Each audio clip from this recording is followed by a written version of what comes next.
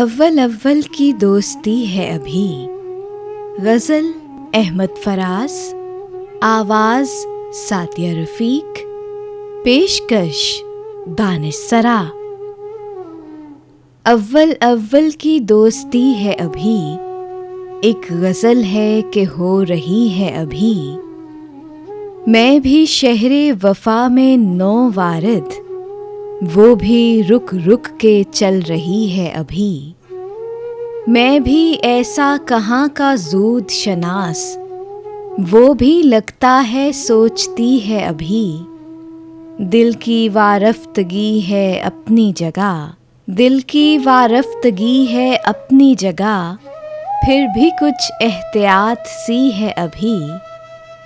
गर्चे पहला सा इज्तिनाब नहीं, फिर भी कम कम सपुर्दगी है अभी।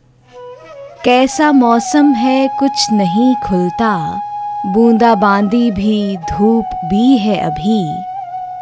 खुद कलामी में कब ये नशा था, जिस तरह रूबरू कोई है अभी।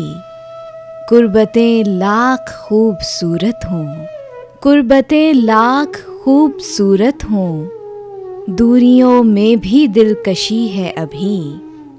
फसले गुल में बहार पहला गुलाब, किसकी जुल्फों में टांकती है अभी।